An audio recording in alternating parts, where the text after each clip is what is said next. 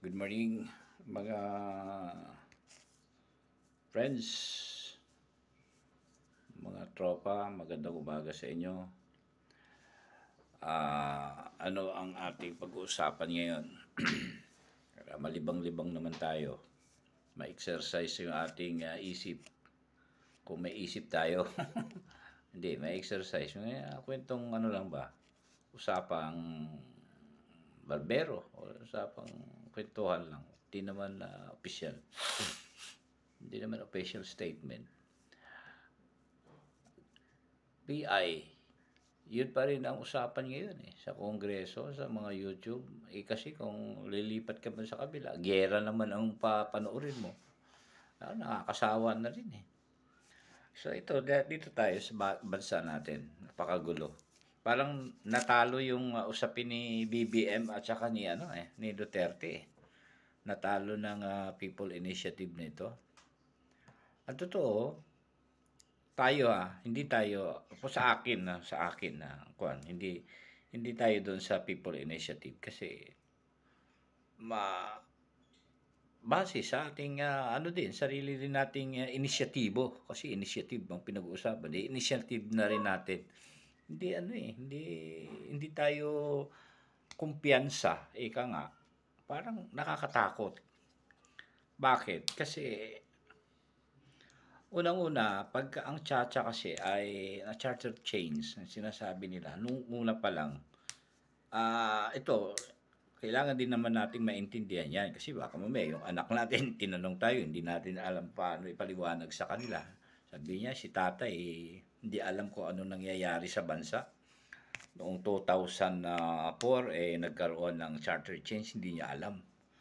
Sa constitution natin naman dati, mula sa mga matatanda, mga magsaysay, mula pa kila Commonwealth Government pa, hanggang sa pabago-bago naman yan may mga constitution na fit doon sa kanya-kanyang panahon hanggang sa dumating kay Marcos, nagkaroon ng mga reforma, mga 1970 constitution ba? 72 hanggang sa pumasok naman si Cory, nagkaroon ng 1987 Constitution. Yan yung pinag-uusapan ngayon. Baguhin. Pero dyan sa Constitution na yan, maraming pabor dyan sa mga, sabi nila maraming pabor dyan sa mga negosyante. Kaya yung Constitution na yan, ayaw nila kung maaari nga yan, yung mga oligarchs, ayaw na nila palitan yan. Kasi pabor na nga sa kanila yan Itong charter change kasi, baka mamaya lumawak yan. Walang iniwan yan sa madaling pagkaintindi dyan. Kapag naaprubahan na yan, ang tanong dyan, para ba talaga sa Pilipino ba ang pabor? Kasi baka mamaya gagamitin lang din. Alam mo naman ang mga mambabatas, mga iba dyan, mga abogado. Yung mga abogado yan, minsan ang hindi mo pwedeng pagkatiwalaan. Napaka-dangerous na tao yan, mga yan. Bakit? Pwede kang lulukuhin niya ng habang buhay na panluloko sa pamamagitan lang ng isang dokumento. Sa pinirmahan lang na dokumento. Halimbawa, binigyan mo ng authority yung isang tao sa pamamagitan ng special power of attorney. Isang dokumento lang yun. Pero may mga nilagay siya ng mga condition, mga provision doon na magagamit niya, may mga terms siyang inilagay doon na magagamit niya in case na isiningit niya. Ganyan ang mga lawyer. Pagkatapos noon, yun pala ay magagamit niya yun para at least mawala sa iyo yung property mo. Simple-simple lang, binigyan mo lang siya ng authorized. Binigyan mo lang siya ng ganitong kondisyon lang ang usapan ninyong authorized. Nung ginawa na yung kontrata, iba na yung kalalabasan, iba na yung meaning na magagamit niya na sa korte, pabor sa kanya.